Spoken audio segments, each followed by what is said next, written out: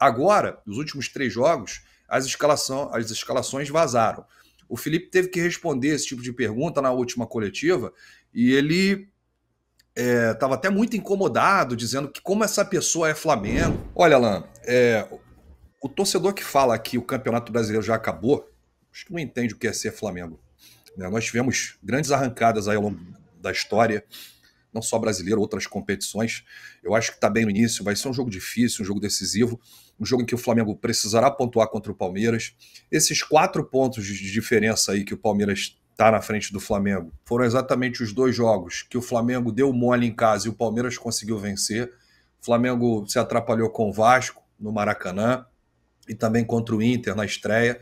O Palmeiras venceu o Vasco lá em Brasília, no Mané Garrincha, no mando de campo do Vasco, e venceu o Inter lá dentro do Beira-Rio. São 4 pontos de diferença. Eu acho que o Campeonato Brasileiro é o campeonato mais difícil que tem para ganhar. Acho até mais difícil que a Libertadores. E um campeonato de pontos corridos você não pode bobear, mas você pode se recuperar sim. Uma vitória lá no Allianz Parque, você deixa o campeonato com a diferença de 1 ponto. Fica tudo aberto. Eu já vi o Flamengo com 10 pontos atrás conseguir chegar na frente. Então, eu acho que o torcedor precisa ter um pouquinho de calma e ver também tudo o que está acontecendo, né? O Angelim falou bem, ele foi atleta, ele foi um grande zagueiro, ele passou por isso no Flamengo. E esse desgaste que tem, as viagens, jogador se lesionando, controle de minutagem, perdemos aí o De La Cruz para os 2 próximos jogos. Então, tudo isso é para ser colocado aí dentro de um conjunto. Ah, mas o Palmeiras não tem essa questão de desgaste. Vai, em algum momento da temporada vai oscilar.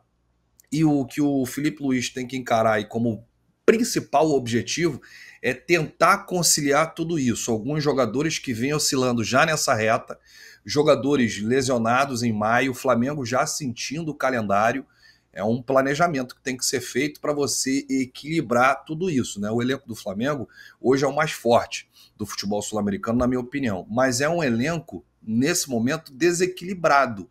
Jogadores que vinham bem no início da temporada estão aquém do que podem entregar. O Michael veio muito bem no início da temporada. O Bruno Henrique veio como um dos artilheiros no início da temporada ao lado do Plata. O Plata vem fazendo falta, vinha fazendo aí bons jogos com o Bruno Henrique na frente, quando a gente não tinha ainda o Pedro. Então são jogadores que vêm oscilando e o próprio Felipe disse que isso é natural do jogador oscilar. Agora o Felipe vai precisar aí encontrar uma maneira de equilibrar tudo isso, né? O controle de minutagem, controle de carga, jogadores lesionados, jogadores oscilando e o Flamengo precisar virar a chave nesse momento que é um momento crucial. Vencer o Botafogo da Paraíba, classificar, vencer o Palmeiras no Brasileirão, vencer o seu próximo jogo contra o Fortaleza e aí ter uns dias para trabalhar, recuperar jogador e embarcar para os Estados Unidos para o Super Mundial. Querendo ou não, quem efetivou o Felipe Luiz foi o pessoal da gestão passada. A gestão atual, eu lembro na época da eleição, assim que acabou a eleição, o próprio José Boto falando sobre isso, assim que foi anunciado, o BAP falando sobre a questão do técnico, falou assim, a gente vai ver ainda, não é certo, tem tudo. Aí o Boto falou que conversou muito com o Felipe e viu que é realmente o que eles queriam. Mas sempre ficou a sensação que, tipo assim, não é o trabalho autoral dessa nova diretoria. E aí o Angeli tocou num nome que, enfim, pode ser que uma pressão venha de dentro para fora também, né? Que é o Jorge Jesus Livre. Essa pressão não é só de fora, né? E Rafa, e mesmo de fora, o do torcedor, eu acho que é muito maior numa rede social do que no Maracanã quando você tá, né? Eu não vejo assim uma pressão em cima do Felipe, né? Muito grande no Maracanã, como a gente vê nas redes sociais, né? Olha, Alan, o Felipe, ele foi técnico do Flamengo na queda do Tite com a gestão anterior. E ele fez um trabalho interessante na reta final da temporada passada. É por isso que ele continuou. O Boto foi contratado para ser o homem forte do futebol. Então todas as decisões passam pelo Boto. O BAP deu esse respaldo para ele. E o Boto está dando respaldo para o Felipe Luiz. Né? O Boto, quando estava ainda na Europa, conversava com o Felipe, via as coletivas do Felipe da temporada passada. Então o Felipe sabe que ele tem esse respaldo. Até a página 4, né? Se a bola não entrar, se o resultado não vier, se as derrotas começarem a acontecer, aí pode ser que aconteça uma mudança. Mas nesse momento, o Felipe ainda conta com o respaldo do José Boto, que foi o diretor de futebol. Só que agora, a partir dos últimos 3 jogos aí, os 3 últimos jogos, algumas coisas começaram a acontecer que não aconteciam. Vazamento de informação. O Boto não tem conseguido mais controlar isso, hein? No início ele chegou, blindou todo mundo, ninguém podia assistir o treino, né? Segurança estava afastado, e aí só realmente o pessoal do Felipe Luiz ficava ali, da comissão técnica, os seus auxiliares, o próprio José Boto e os atletas. Agora, nos últimos 3 jogos, as escalações vazaram. O Felipe teve que responder esse tipo de pergunta na última coletiva, e ele estava até muito incomodado, dizendo que como essa pessoa é Flamengo, recebe do clube, consegue botar a cabeça no travesseiro. A gente viu o processo de fritura dos últimos técnicos começou assim, Alan, com vazamento de escalação, vazamento de informação, gente ali de dentro.